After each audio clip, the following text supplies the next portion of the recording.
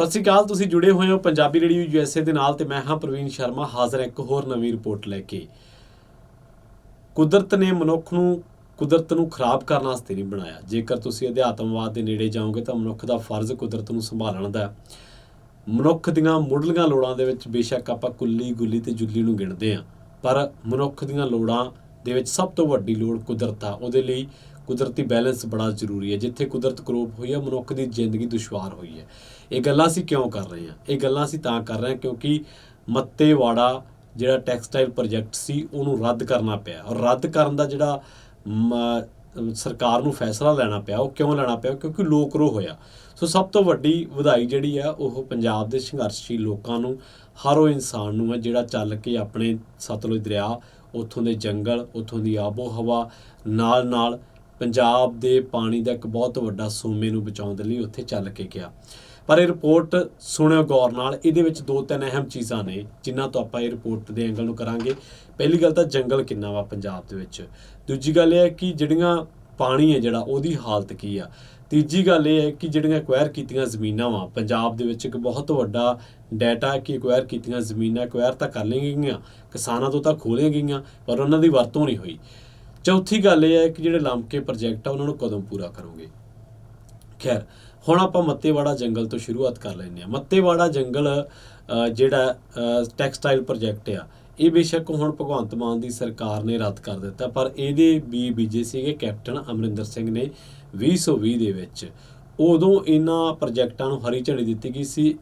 1000 ਏਕੜ ਜਿਹੜੀ ਜ਼ਮੀਨ ਹੈ ਉਹ ਐਕਵਾਇਰ ਕੀਤੀ ਗਈ ਸੀ। ਕੁਛ ਜਿਹੜੇ ਆ ਉਹ ਫੈਕਟ ਨੇ, ਪਰ ਅੱਗੇ ਵਧਣ ਤੋਂ ਪਹਿਲਾਂ ਆਪਾਂ ਇਹ ਦੱਸਦੇ ਚੱਲੀਏ ਕਿ ਮੱਤੇਵਾੜਾ ਜੰਗਲ ਇਕੱਲਾ ਭੂਗੋਲਿਕ ਪੱਖ ਤੋਂ ਹੀ ਅਹਿਮ ਨਹੀਂਗਾ, ਇਕੱਲਾ ਸਤਲੁਜ ਦੇ ਨਾਲ ਲੱਗਦੇ ਇਸੇ ਗੱਲ ਤੋਂ ਹੀ ਅਹਿਮ ਨਹੀਂ। ਮੱਤੇਵਾੜਾ ਜੰਗਲ ਇਕੱਲਾ ਆਪਾਂ ਲੁਧਿਆਣੇ ਦੇ ਫੇਫੜੇ ਕਹਿ ਦਿੰਦੇ ਇਸੇ ਗੱਲ ਤੋਂ ਹੀ ਅਹਿਮ ਨਹੀਂ। ਮੱਤੇਵਾੜਾ ਜੰਗਲ ਦਾ ਸਿੱਖ ਇਤਿਹਾਸ ਦੇ ਵਿੱਚ ਬਹੁਤ ਵੱਡਾ ਸਥਾਨ ਹੈ। ਜਿਹੜੇ ਲੋਕਾਂ ਨੇ ਇਤਿਹਾਸ ਪੜ੍ਹਿਆ ਉਹਨਾਂ ਨੂੰ ਪਤਾ ਕਿ 10ਵੇਂ ਪਾਤਸ਼ਾਹ ਦੇ ਨਾਲ ਮੱਤੇਵਾੜਾ ਜੰਗਲ ਦਾ ਇਤਿਹਾਸ ਜੁੜਦਾ। ਸੋ ਖੈਰ, ਪਹਿਲੀ ਗੱਲ ਤਾਂ ਇਹ ਹੈ ਕਿ ਆਪਾਂ ਜਦੋਂ ਜਿਵੇਂ ਜੰਗਲ ਤੋਂ ਸ਼ੁਰੂਆਤ ਕੀਤੀ ਹੈ ਤਾਂ ਜੰਗਲ ਦੀ ਗੱਲ ਕਰਾਂਗੇ ਆਪਾਂ। ਮੱਤੇਵਾੜਾ ਜੰਗਲ ਨੂੰ ਲੁਧਿਆਣਾ ਦੀ ਫੇਫੜੇ ਕਿਹਾ ਜਾਂਦਾ ਅਸਲ ਦੇ ਵਿੱਚ। ਤੇ 2 ਸਾਲਾਂ ਦੀ ਜਦੋਜਹਿਦ ਤੋਂ ਬਾਅਦ ਆਖਿਰਕਾਰ ਸਰਕਾਰ ਨੂੰ ਮੱਤੇਵਾੜਾ ਟੈਕਸਟਾਈਲ ਪ੍ਰੋਜੈਕਟ ਨੂੰ ਰੱਦ ਕਰਨਾ ਪਿਆ ਵਾ। ਤੇ ਕਾਂਗਰਸ ਸਰਕਾਰ ਨੇ 2020 ਦੇ ਵਿੱਚ ਮੱਤੇਵਾੜਾ ਦੇ ਨੇੜੇ 1000 ਏਕੜ ਜ਼ਮੀਨ ਦੇ ਵਿੱਚ ਟੈਕਸਟਾਈਲ ਪ੍ਰੋਜੈਕਟ ਦੀ ਅਨਾਊਂਸਮੈਂਟ ਕੀਤੀ ਸੀ।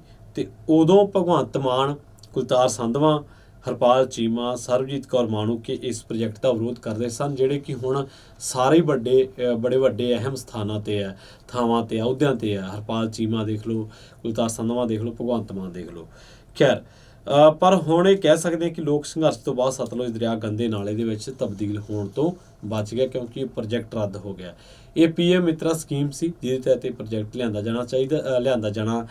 ਜਾ ਰਿਹਾ ਸੀ। ਇਹਦੇ ਲਈ ਪ੍ਰੋਜੈਕਟ ਦੇ ਲਈ ਮੱਤੇਵਾੜਾ ਜੰਗਲ ਦੇ ਨੇੜੇ ਗੜੀ ਫਜ਼ਲ, ਹੈਦਰਨਗਰ, ਗਰਚਾ, ਸੇਖੋਵਾਲ ਤੇ ਸਿਲਕਿਆਣਾ ਤੇ ਸਲੇਮਪੁਰ ਪਿੰਡ ਤੋਂ ਜ਼ਮੀਨ ਜਿਹੜੀ ਐਕਵਾਇਰ ਕੀਤੀ ਗਈ ਆ। ਤੇ 2500 ਏਕੜ ਤੋਂ ਵੱਧ ਜਿਹੜਾ ਜੰਗਲ ਹੈ ਇਹ 2500 ਏਕੜ ਤੋਂ ਵੱਧ ਦੇ ਵਿੱਚ ਫੈਲਿਆ ਹੋਇਆ। ਤੇ ਖਾਦਸ਼ਾ ਇਹ ਸੀਗਾ ਕਿ ਜਿਹੜੀ ਟੈਕਸਟਾਈਲ ਇੰਡਸਟਰੀ ਇੱਥੇ ਆਉਂਦੀ ਆ ਤੇ ਉਹ ਇੰਡਸਟਰੀ ਦਾ ਜਿਹੜਾ ਗੰਦਾ ਪਾਣੀ ਹੈ ਉਹਨੂੰ ਹੌਲੀ ਹੌਲੀ ਸਤਲੁਜ ਦੇ ਵਿੱਚ ਪਾ ਦੇਣਗੇ। ਤੇ ਉਸ ਤੋਂ ਬਾਅਦ ਸਤਲੁਜ ਜਿਹੜਾ ਦਰਿਆ ਵਾ, ਪੰਜ ਆਬ ਤੋਂ ਸਾਡਾ ਨਾਂ ਪਿਆ ਵਾ, ਤਾਂ ਉਹ ਪਾਣੀ ਪਲੀਤ ਹੋ ਜਾਊਗਾ ਗੰਦੇ ਨਾਲੇ ਦੇ ਵਿੱਚ। ਸਤਲੁਜ ਜਿਹੜਾ ਉਹ ਤਬਦੀਲ ਹੋ ਜਾਊਗਾ ਤੇ ਸਤਲੁਜ ਦਾ ਪਾਣੀ ਮਾਲਵੇ ਦਾ ਬਹੁਤ ਵੱਡਾ ਹਿੱਸਾ ਪੀਂਦਾ ਵਾ। ਸੋ ਉਸ ਤੋਂ ਬਾਅਦ ਕੀ ਆ, ਜੰਗਲ 'ਤੇ ਆਉਣੇ ਆਪਾਂ। ਦੀ ਸਟੇਟ ਆਫ ਇੰਡੀਆਜ਼ ਫੋਰੈਸਟ 2019 ਦੀ ਇੱਕ ਰਿਪੋਰਟ ਆ। ਇਸ ਰਿਪੋਰਟ ਦੇ ਤਹਿਤ ਪੰਜਾਬ ਦੇ ਵਿੱਚ ਜਿਹੜਾ ਜੰਗਲ ਬਚਿਆ ਵਾ ਉਹ ਮਹਿਜ਼ 3.67% ਇਲਾਕਾ ਵਾ। ਤੇ ਕਿਸੇ ਵੀ ਇਲਾਕੇ ਲਈ, ਕਿਸੇ ਵੀ ਏਰੀਏ ਦੇ ਲਈ ਜੰਗਲ ਜਿਹੜਾ ਚਾਹੀਦਾ ਉਹ ਘੱਟੋ ਘੱਟ 33% ਚਾਹੀਦਾ। ਇਸ ਤਰੀਕੇ ਨਾਲ ਪੰਜਾਬ ਦੇ ਵਿੱਚ 29% ਜੰਗਲ ਜਿਹੜਾ ਉਹਦੀ ਘਾਟ ਆ। ਕੁਦਰਤੀ ਬੈਲੈਂਸ ਬਰਕਰਾਰ ਰੱਖਣ ਦੇ ਲਈ ਜਿਹੜਾ 29% ਤੋਂ ਵੱਧ ਜੰਗਲ ਚਾਹੀਦਾ।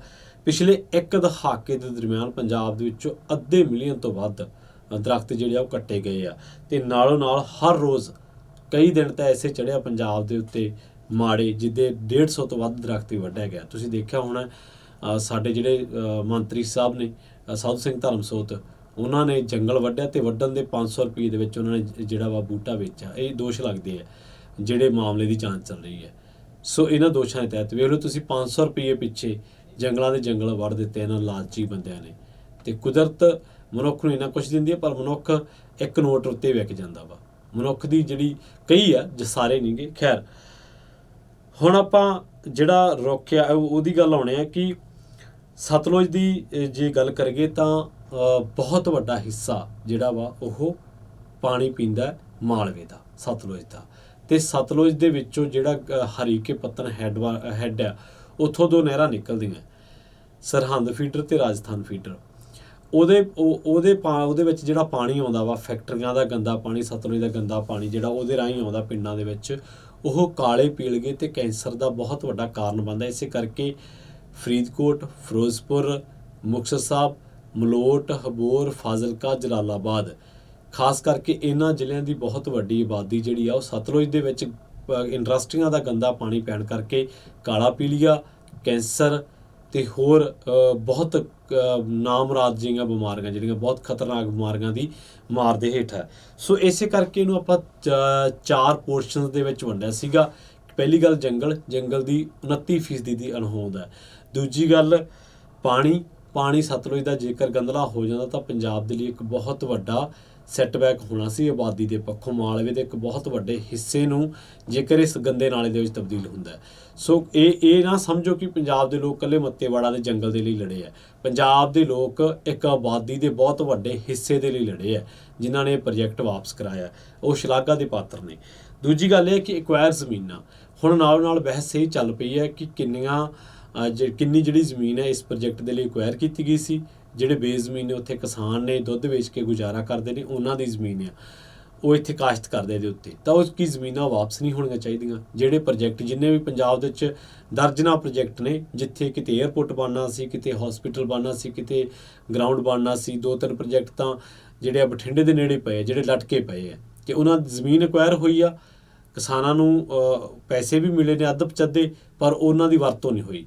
ਕਿ ਐਕਵਾਇਰ ਕੀਤੀਆਂ ਜ਼ਮੀਨਾਂ ਜਿਹੜੀਆਂ ਨੇ ਉਹਨਾਂ ਨੂੰ ਕਿਸਾਨਾਂ ਨੂੰ ਵਾਪਸ ਨਹੀਂ ਕੀਤਾ ਜਾਣਾ ਚਾਹੀਦਾ, ਸੋ ਦੈਟ ਕਿ ਉਹ ਆਪਣੀ ਖੇਤੀਬਾੜੀ ਦੁਬਾਰਾ ਤੋਂ ਕਰ ਸਕਣ, ਔਰ ਉਹ ਖੇਤੀਬਾੜੀ ਦੇ ਜ਼ਰੀਏ ਪੈਸਾ ਜਿਹੜਾ ਵਾ ਉਹ ਪੰਜਾਬ ਦੇ ਮਾਰਕੀਟ ਦੇ ਵਿੱਚ ਹੀ ਫੇਰ ਆਉਣਾ ਵਾ। ਅਤੇ ਦੂਜੀ ਜਿਹੜੀ ਗੱਲ ਹੈ ਇੱਕ ਹੋਰ, ਜਿਵੇਂ ਹੁਣ ਥਰਮਲ ਪਲਾਂਟ ਆ ਬਠਿੰਡਾ ਦਾ ਹੀ ਥਰਮਲ ਪਲਾਂਟ, ਇਹ ਕਹਿੰਦੇ ਕਿ ਹੁਣ ਜੀ ਸਾਡੇ ਕੰਮ ਦਾ ਨਹੀਂ, ਪਰ 2000 ਏਕੜ ਜ਼ਮੀਨ ਹੈ। ਉਦੋਂ ਲੋਕਾਂ ਨੇ ਕੌਡੀਆਂ ਦੇ ਭਾਅ, ਕਈ ਪਿੰਡ ਜਿਵੇਂ ਸਿਵੀਆਂ ਪਿੰਡ ਆ, ਹੋਰ ਗਿੱਲ ਪੱਤੀ ਹੈ, ਕਿੰਨੇ ਪਿੰਡ ਨੇ ਜਿਨ੍ਹਾਂ ਨੇ ਕੌਡੀਆਂ ਦੇ ਭਾਅ ਜ਼ਮੀਨਾਂ ਦਿੱਤੀਆਂ। ਕਿ ਅੱਜ ਉਹਨਾਂ ਕਿਸਾਨਾਂ ਦਾ ਹੱਕ ਨਹੀਂ ਹੈ ਕਿ ਜਿਹੜੇ ਮੰਤਵ ਲਈ ਜੇਕਰ ਜ਼ਮੀਨ ਲਈ ਗਈ ਸੀ, ਜੇਕਰ ਉਹ ਮੰਤਵ ਪੂਰਾ ਹੋ ਗਿਆ ਔਰ ਇੱਕ ਤੈਅ ਹੱਦ ਬਾਅਦ ਹੋ ਗਿਆ, ਤਾਂ ਉਹ ਜ਼ਮੀਨਾਂ ਤੁਸੀਂ ਉਹਨਾਂ ਨੂੰ ਵਾਪਸ ਦਿਓ। ਜੇਕਰ ਉਹ ਜਿਹੜੇ ਮੰਤਵ ਲਈ ਲਈ ਸੀ ਜ਼ਮੀਨ, ਜੇਕਰ ਉਹ ਨਹੀਂ ਪੂਰਾ ਹੋਇਆ, ਤਾਂ ਫਿਰ ਵੀ ਕਿਸਾਨ ਜਿਹੜੇ ਹੱਕਦਾਰ ਨੇ ਜ਼ਮੀਨ ਦੇ। ਪੰਜਾਬ ਦੀਆਂ ਜ਼ਮੀਨਾਂ ਪੰਜਾਬੀਆਂ ਕੋਲੇ ਰਹਿਣੀਆਂ ਚਾਹੀਦੀਆਂ, ਅਸੀਂ ਇਹ ਗੱਲ ਕਰਦੇ ਹਾਂ। ਸੋ ਇਸ ਪ੍ਰੋਜੈਕਟ ਦਾ ਕੈਂਸਲ ਹੋਣਾ, ਬਹੁਤ ਲੋਕ ਕਹਿਣਗੇ ਕਿ ਰੁਜ਼ਗਾਰ ਹੋਣਾ ਸੀ। ਰੁਜ਼ਗਾਰ ਜਿਹੜਾ ਜੇ ਦੇਣਾ ਹੈ ਤਾਂ ਕੀ ਪੰਜਾਬ ਦਾ ਪਾਣੀ, ਪੰਜਾਬ ਦਾ ਜੰਗਲ, ਪੰਜਾਬ ਦੇ ਅਸਾਸੇ ਉਜਾੜ ਕੇ ਦੇਣਾ ਵਾ? ਜਿਹੜੇ ਪਹਿਲਾਂ ਹੀ ਐਕਵਾਇਰ ਕੀਤੇ ਪ੍ਰੋਜੈਕਟ ਆ, ਕਿ ਉੱਥੇ ਇਹ ਟੈਕਸਟਾਈਲ ਫੈਕਟਰੀਆਂ ਨਹੀਂ ਲੱਗ ਸਕਦੀਆਂ? ਕਿ ਇਹ ਦੇਖ ਕੇ ਕਿ ਇੱਥੇ ਇਹਨਾਂ ਫੈਕਟਰੀਆਂ ਦਾ ਨੁਕਸਾਨ ਨਹੀਂ ਹੈ, ਘੱਟ ਵਸੋਂ ਵਾਲੇ ਇਲਾਕੇ ਜਾਂ ਹੋਰ, ਤਾਂ ਉੱਥੇ ਇਹ ਜਿਹੜੇ ਪ੍ਰੋਜੈਕਟ ਆ ਉਹ ਲੱਗ ਸਕਦੇ ਆ। ਐਡੀ ਗੱਲ ਨਹੀਂ ਹੈ ਕਿ ਨਹੀਂ ਲੱਗ ਸਕਦੇ, ਪਰ ਕੀ ਇਹ ਸੋਚਣ ਦੀ ਲੋੜ ਨਹੀਂ ਹੈ ਕਿ ਪੰਜਾਬ ਨੂੰ ਕਿਹੋ ਜਿਹੀ ਇੰਡਸਟਰੀ ਦੀ ਲੋੜ ਹੈ? ਇੰਨੀ ਜ਼ਰਖੇਜ਼ ਜ਼ਮੀਨ ਹੈ, ਇੰਨੇ ਲੋਕ ਨੇ, ਆਬਾਦੀ ਸੰਘਣੀ ਹੈ, ਤਾਂ ਕਿ ਅਸੀਂ ਨਾ ਸੋਚੀਏ, ਸਾਡੇ ਜਿਹੜੇ ਥਿੰਕ ਟੈਂਕ ਨੇ ਸੋਚਣ ਨਾ ਕਿ ਕਿਹੋ ਜਿਹੇ ਪ੍ਰੋਜੈਕਟ ਚਾਹੀਦੇ ਆ ਪੰਜਾਬ ਨੂੰ, ਜਿਹਦੇ ਨਾਲ ਪੰਜਾਬ ਦੀ ਆਬੋ ਹਵਾ ਵੀ ਬਚਾਈ ਜਾ ਸਕੇ, ਹੋਰ ਵੀ ਨਿਵੇਸ਼ ਆ ਸਕੇ, ਰੁਜ਼ਗਾਰ ਮਿਲ ਸਕੇ। ਸੋ ਇਸੇ ਕਰਕੇ ਅੱਜ ਮੱਤੇਵਾੜਾ ਜਿਹੜਾ ਪ੍ਰੋਜੈਕਟ ਆ ਇਹ ਰੱਦ ਹੋਇਆ, ਅਤੇ ਇਸ ਪ੍ਰੋਜੈਕਟ ਦੇ ਰੱਦ ਹੋਣ ਦੇ ਜਿਹੜੇ ਪ੍ਰਭਾਵ ਸੀ ਉਹਨਾਂ 'ਤੇ ਚਰਚਾ ਕੀਤੀ ਆ। ਇਸੇ ਕਰਕੇ ਪਹਿਲਾਂ ਜੰਗਲ, ਫਿਰ ਪਾਣੀ, ਫਿਰ ਐਕਵਾਇਰ ਜ਼ਮੀਨਾਂ, ਫਿਰ ਲੰਮਕੇ ਪ੍ਰੋਜੈਕਟਾਂ ਦੇ ਤਹਿਤ ਆਪਾਂ ਇਸ ਜਿਹੜੀ ਰਿਪੋਰਟ ਆ ਇਹਨੂੰ 4 ਹਿੱਸਿਆਂ ਦੇ ਵਿੱਚ ਵੰਡਿਆ।